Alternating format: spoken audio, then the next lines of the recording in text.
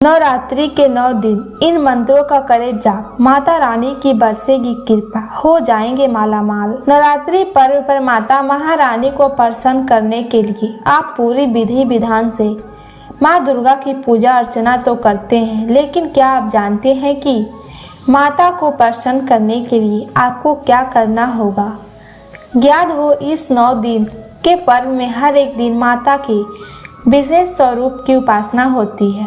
नवरात्रि में मंत्र का जाप और ध्यान करने से माता खुश होकर आपको खुशहाली और समृद्धि का वरदान देती है। नवरात्रि में दुर्गा सप्तमी एवं श्रीमद् देवी भागवत पुराण का भी पाठ किया जाता है। हर दिन माँ की अलग अलग रूपों का ध्यान करने से घर में खुशहाली और समृद्धि आती है। पहले दिन घट स्थापना से माँ की आराधना शुरू होकर 9वें दिन हवन के बाद पूर्ण होती है। इन मंत्रों का करे जाप। माँ के पहले दिन से 9वें दिन तक के लिए मंत्र के जाप और ध्यान करने के लिए अलग अलग दिन मंत्र और पूजा इस प्रकार से बताया है कि पहले दिन कन्या एवं धनु लगन में अथवा अभिजिन मुहूर्त में घटना स्थापना की जाएगी। पहले दिन माँ दुर्गा के शैलपुत्री स्वरूप की उपासना की जाती है। माँ दुर्गा की उपासना में दुर्गा सप्तमी का पाठ अत्यंत लोकप्रिय है।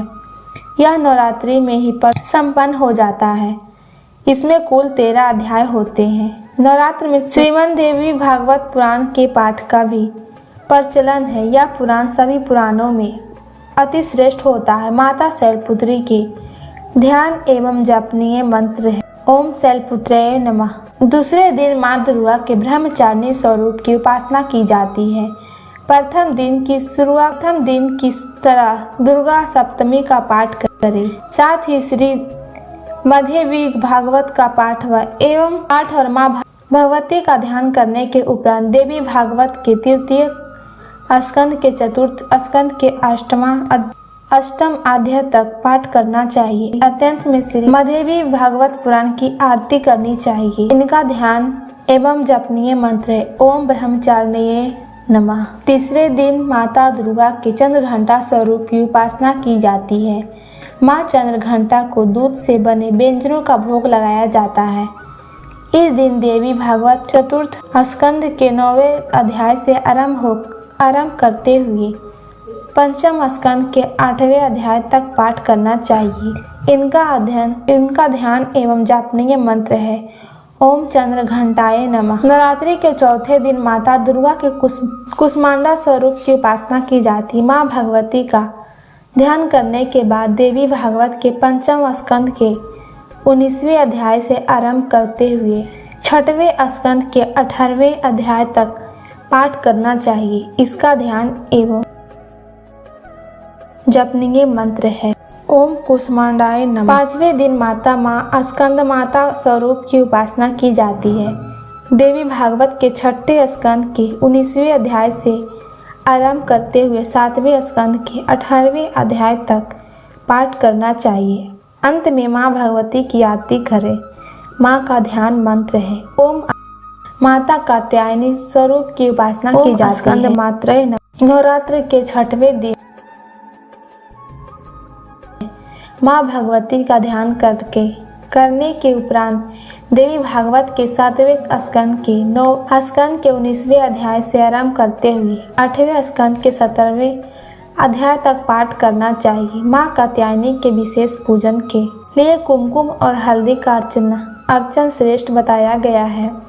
माँ को दूध से बनी मिठाई जैसे पेड़े खीर आदि का भोग लगाया जाता है। इनका ध्यान एवं जपनीय मंत्र है ओम कात्यायनाय नमः। 7वां नवरात्र के 7वें दिन माँ दुर्गा के कालरात्रि स्वरूप की उपासना की जाती है।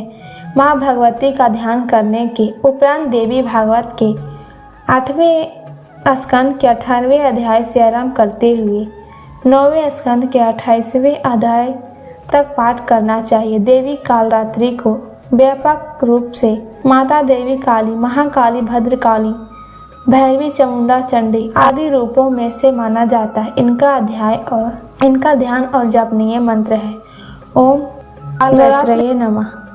के 8वें दिन माँ दुर्गा के महागौरी स्वरूप की उपासना की जाती है। इस दिन मां भगवती का ध्यान करने के उपरांत देवी भागवत के 9वें स्कंद के 20वें अध्याय से आरंभ करते हुए 10वें स्कंद की समाप्ति तक पाठ करना चाहिए। इनका ध्यान एवं जापनीय मंत्र है ओम महागौर्ये नमः।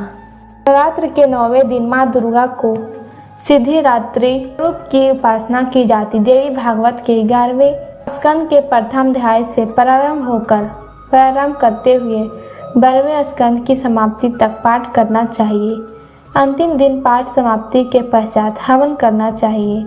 इनका ध्यान एवं जपनीय मंत्र है ओम सिद्धिदात्राय नमः। नवरात्रि के 9 दिनों का मंत्र आपको अच्छी लगी हो तो कमेंट बॉक्स में जरूर लिखें और मेरे चैनल पर नए हैं तो चैनल को लाइक, सब्सक्राइब, शेयर जरूर करें। धन्यवाद।